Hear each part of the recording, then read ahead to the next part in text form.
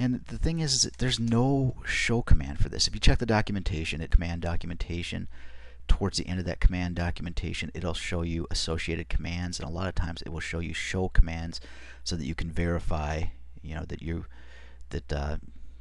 configured what you think you've configured.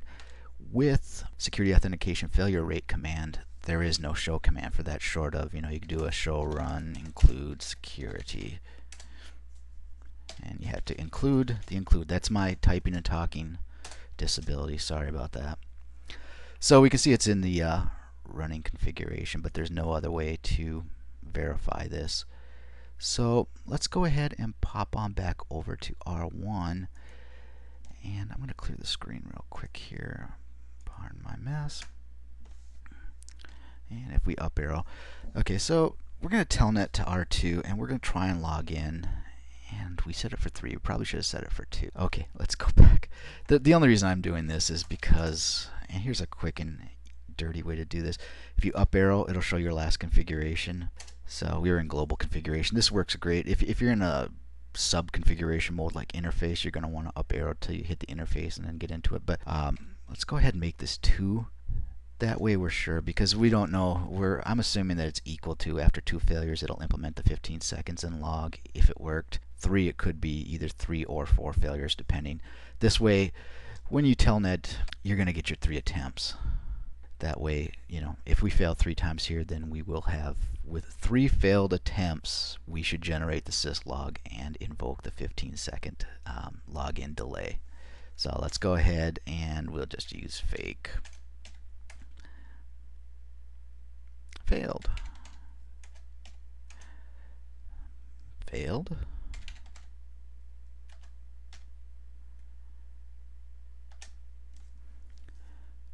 And failed. Okay, so kicked us back out. Let's go over to R2 and show log.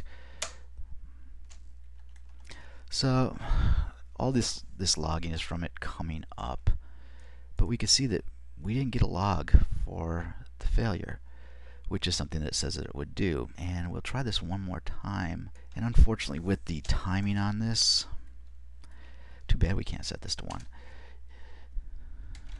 I'll type these fast. Fake.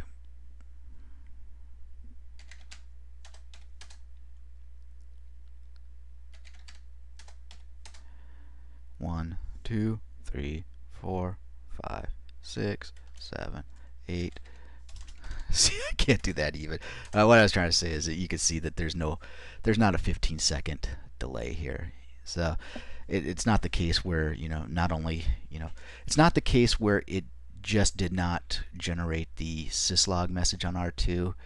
If you go by my goofy counting, you could see that there wasn't a 15-second login delay either. I was able to, telnet back in here rather quickly. I don't see any difference between, the response time versus, just not having that command configured.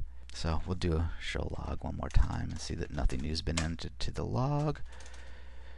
Since we configured this. Okay, so let's pop on over to R3, and we're going to do a couple things here first. So let's go ahead and remember, this is one with the newer code. So what I want to do first is, remember it said that the default was 10. When you have, let's go back and do this first.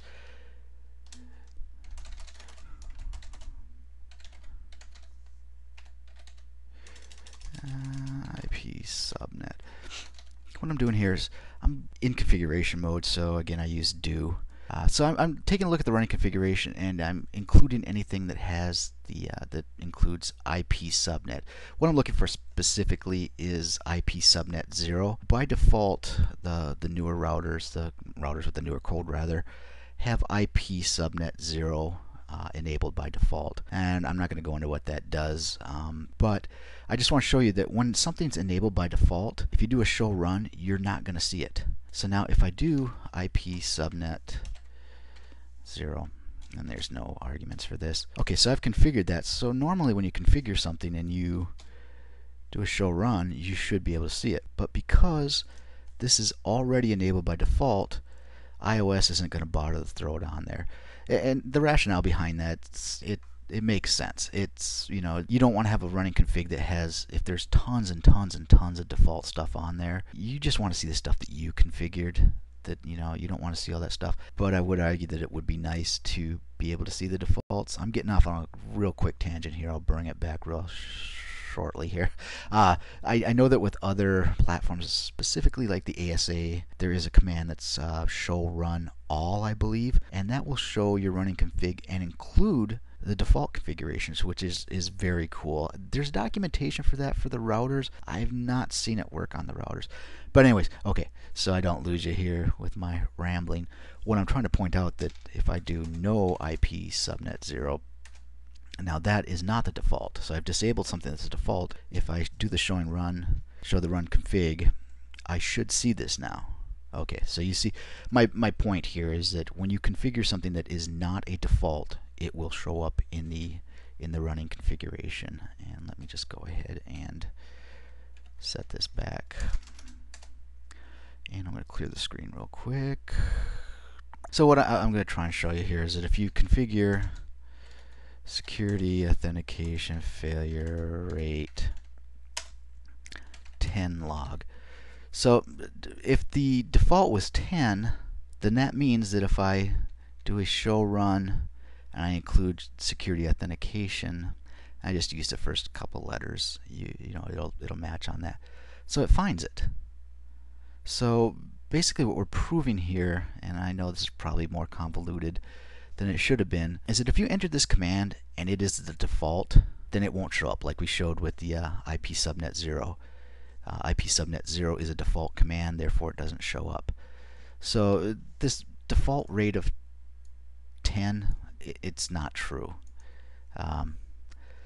Hopefully that made sense. I think that I explained this a little better on the slides, but I just want to show you on the CLI. So let's go ahead and make this 2 as well. I'm going to write this, and I'm actually going to clear the log.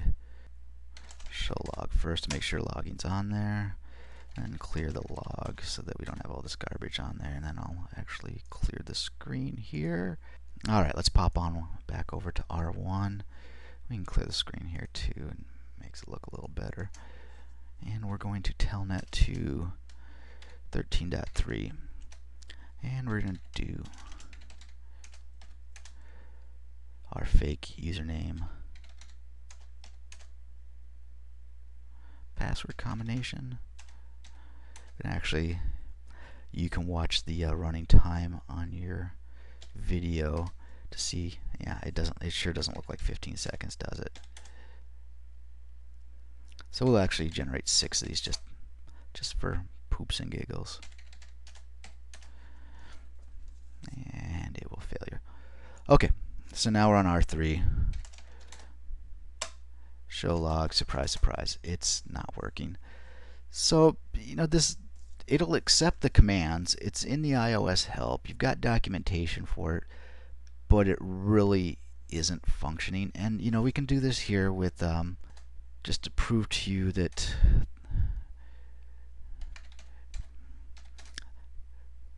it's not just the VTY lines. So I've got this set up for the console login as well, and you can see it didn't seem like a 15-second delay. I'm going to, that should be enough, so let's go ahead and log in.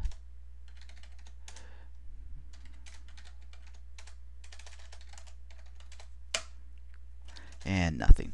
With the console login as well, so it wasn't, you know, I just wanted to show that it wasn't just the VTY line that this didn't work on. I had this set up in global config, so therefore logically anything that was using the login command that required a login password would be affected. In this case, the console line, we did the same thing. We generated actually 5, you know, bad password username password combinations, and it failed to generate a syslog. It also failed to lock us out for 15 seconds. So basically, like I described in the slides, this feature doesn't seem to work. You probably do want to be aware of it for your certification exams, specifically the CCNA Security exam, and just quickly look at the documentation, know any of the defaults, whether they're clear or not. If you actually want to implement something like this, I would strongly suggest that you look into the login blocking feature. It will do everything that this command purports to do, and you'll have a lot more control over it. So I hope that this has been of use to you, and I hope to see you again soon. Thanks for viewing. Bye.